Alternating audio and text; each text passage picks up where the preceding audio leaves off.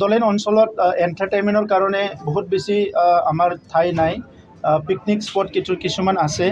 সেই পিকনিক স্পটত আমাৰ যিটো ছিজন হয় পিকনিক খাবলৈ যায়। ইয়াৰ বাহিৰে আমাৰ ইয়াত বহুতখিনি থিয়েটাৰ নাই, তেনেকৈ মানে চিনেমা হল নাই।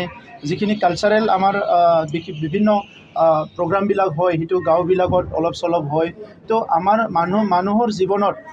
মানুহৰ জীৱনটো শুৱনি কৰিবলৈ আমাক কালচাৰ লাগে, আৰু কালচাৰৰ থ্ৰুৱেদি সমাজ সংস্কাৰৰ কথা বহুতখিনি কাম কাজবিলাক আমি কিবা নতুন এটা আৱিষ্কাৰ, নতুন এটা ডেভেলপমেণ্ট সেইবিলাকো চিনেমাৰ থ্ৰুৱেদি ৰাইজলৈ লৈ যাব পাৰে। আমাৰ ইয়াত বহুত ক্ৰিয়েটিভ আৰ্টিষ্টবিলাকে ভাল ফিল্ম বনাইছে, শ্বৰ্ট ফিল্ম বনাইছে, ডকুমেণ্টাৰী ফিল্ম বনাইছে। সেইবিলাক দেখুৱাবলৈ কোনো সুবিধা নাই। সেইকাৰণে আমাৰ যিটো ইনফ্ৰাষ্ট্ৰাকচাৰ আমাৰ গ্ৰেণ্ড আছে, ইয়াৰ আণ্ডাৰত এই বছৰ আমি 5খন চিনেমা হল বনাবলৈ গৈ আছোঁ, আৰু অহা বছৰত 5খন আমি 10টা চাব ডিভিজনত 10খন চিনেমা হল নতুনকৈ সজাবলৈ গৈ আছোঁ।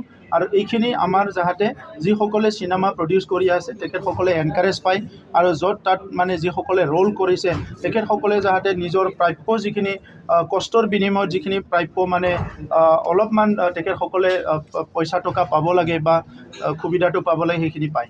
চিনেমা হল কালচাৰটো মাজতে শেষ হৈ গৈছিল, যিমান আছিল এইটো বন্ধ হৈ গৈছিল। চিনেমা হলবিলাক চলিছিলে, এইটো বন্ধ হৈ গৈছে। এতিয়া আধুনিক টেকন'লজি দি চিনেমা হলবিলাক হৈছে। ইয়াত অকল চিনেমাই নহয়, তাত আপুনি বেলেগ প্ৰগ্ৰামো কৰিব পাৰিব, ফুটবলো চাব পাৰিব। ইয়াত মানে ইণ্টাৰনেট যোগাযোগ থাকিব, চব মানে অত্যাধুনিক ব্যৱস্থাবিলাক ৰখা হ'ব, আৰু কিবা প্ৰগ্ৰামো কালচাৰেল প্ৰগ্ৰাম কিবাকিবিও কৰিব পাৰিব। গতিকে আমি 200 কেপাচিটিৰ অত্যাধুনিক টেকন'লজি থকা চিনেমা হল বনাব বিচাৰিছোঁ।